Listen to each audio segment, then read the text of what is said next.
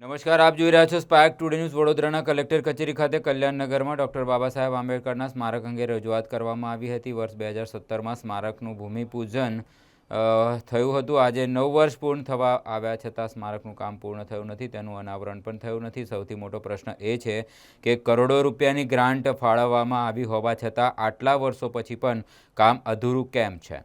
ગ્રાન્ટનો ઉપયોગ કયા અને કેવી રીતે થયો છે? જવાબદારી કોની છે? આંબેડકર સાહેબના નામે માત્ર કાર્યક્રમો અને માલ્યાર્પણ કરવાથી તેમની વિચારધારાનું સન્માન થતું નથી।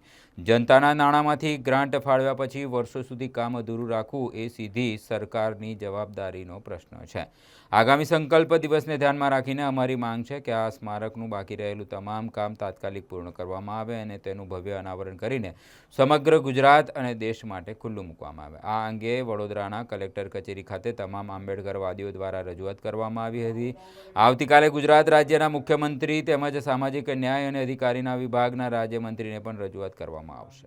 જિલ્લા કલેક્ટર કચેરી ખાતે ડૉક્ટર બાબા સાહેબ આંબેડકરના જે ભીમ અનુયાયીઓ છે કે જેમણે વર્ષોથી સંકલ્પ ભૂમિ માટે ડૉક્ટર બાબા સાહેબની મૂવમેન્ટ માટે ખૂન પસીનો વહાવ્યો છે, એવા અહીંયા સમાજના જે આગેવાનો આજે દુઃખ સાથે અમે કહી રહ્યા છીએ કે અમે એક આવેદનપત્ર લઈને આવ્યા છીએ। શેનું આવેદનપત્ર તમે જાણો છો? જે ડૉક્ટર બાબા સાહેબનું કલ્યાણનગર ખાતે સ્મારક બનાવ્યું હતું, જે 2017ની અંદર એનું ભૂમિપૂજન વિજય રૂપાણીશ્રીએ કર્યું હતું। આજે 10-10 વર્ષના વર્ણા વહી ગયા, અત્યારે બિસ્માર હાલતમાં છે। મોટા મોટા નેતાઓ અને એ લોકોના સ્મારક એકદમ તમે જુઓ હાઈફાઈ એરિયામાં, અને કલ્યાણનગર જ્યાં ઝૂંપડપટ્ટી છે, જ્યાં ગંદવાડો છે, જ્યાં આજુબાજુ દારૂ જુગારના અડ્ડા, આવી જગ્યા ઉપર સ્મારક બનાવ્યું। હજુ સુધી એના ઠેકાણા નથી, ઉદ્ઘાટન કરવાનો સમય નથી મળતો।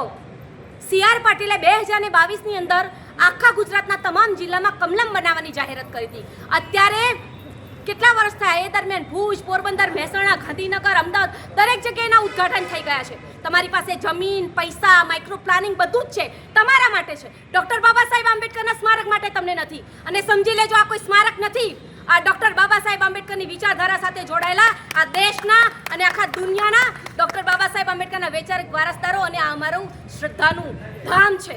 એટલે મહેરબાની કરીને ડૉક્ટર બાબા સાહેબ, અમને ખબર છે કે તમને આભડછેટ છે, પરંતુ ભારત રત્ન ડૉક્ટર બાબા સાહેબ આંબેડકરના સ્મારકને તાત્કાલિક તમે અહીંયા એનું સમારકામ કરી અને એને રિપેર કરી અને વ્યવસ્થિત જે બનાવવાનું છે બનાવી નાખો અને એનું ઉદ્ઘાટન કરી નાખો। નહીં તો એનું ઉદ્ઘાટન ડૉક્ટર બાબા સાહેબના ભીમનો અમે જાતે કરીશું અને જાતે અમે પાવડો અને કોદાળી લઈ અને અમારા સ્વૈચ્છિક અમારા ખર્ચે આ સ્મારક બનાવીશું। અમે તમારા મોહતાજ નથી, તમારા રૂપિયાના કાન ખોલીને સાંભળી લેજો ગુજરાત સરકાર। અને શું કરે છે મનીષાબેન વકીલ કે જો ગુજરાતની અંદર બે વાર મંત્રી પદ પર ચૂંટાઈ ગયા, કેટલા બધા મંત્રીઓ ગાંધીનગરમાં અમારા આયારે ગયા, બસ આયારામ ગયારામ ખુરશી પર બેસવાનું અને રેલીઓને રેલા કરવાના અને ભાષણો કરવાના અને ભાજપનો પ્રચાર પ્રસાર કરવાનો। ડૉક્ટર બાબા સાહેબ આંબેડકર કે જેમની અનામત પર તમે મંત્રી બનીને બેઠા છો, સમજો છો શું તમારા મનની અંદર?